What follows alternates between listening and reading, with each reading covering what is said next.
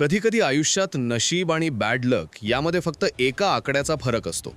आपण अनेकदा सिनेमात पाहतो की हिरोईन चुकीच्या वेळी चुकीच्या ठिकाणी पोहोचते आणि पुढे जे घडतं ते पाहून अंगावर काटा येतो. पण जेव्हा हे लाईफमधून रिअल लाईफमध्ये घडतं तेव्हा परिस्थिती किती भयानक असू शकते याचं एक ज्वलंत उदाहरण छत्रपती संभाजीनगरमधून समोर आलंय. विषय साधा नव्हता.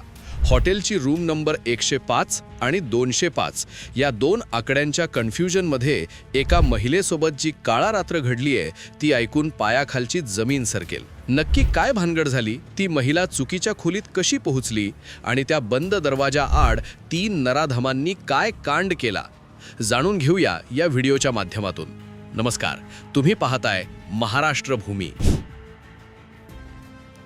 तर गोष्ट सुरू होते छत्रपती संभाजीनगरच्या रेल्वे स्टेशन परिसरापासून. इथे एक हॉटेल आहे. झालं असं की शहरातीलच एक 30 वर्षांची महिला आर्थिक अडचणीत होती. पोटापाण्याचा प्रश्न आणि पैशांची नड यामुळे माणसाला कधी कोणाकडे हात पसरावे लागतील सांगता येत नाही.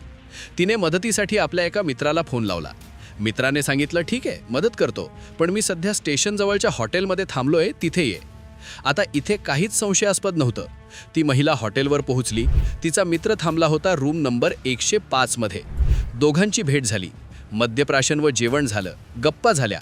सगळं काही नॉर्मल सुरू होतं. महिलेला कोणाचा तरी फोन आला म्हणून ती रूम नंबर 105 मधून बाहेर पडली आणि कॉरिडॉरमध्ये जाऊन बोलू लागली.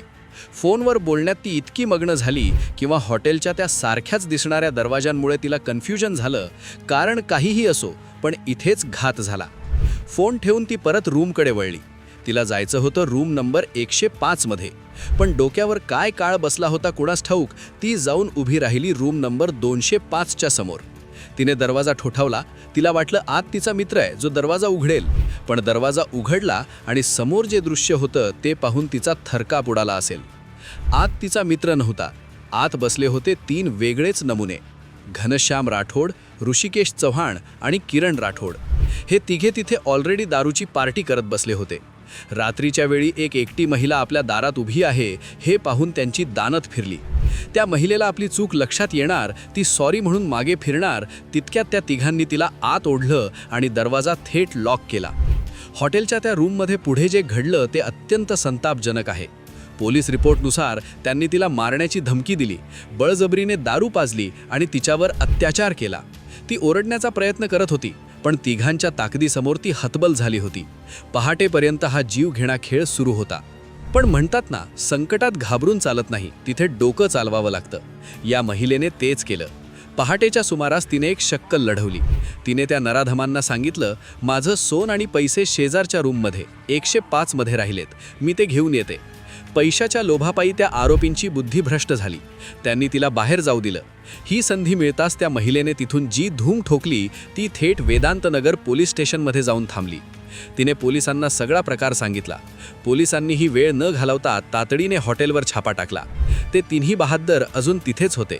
पोलिसांनी त्यांना उचललं आणि थेट कोठडीचा रस्ता दाखवला. या घटनेतून 2 गोष्टी समोर येतात.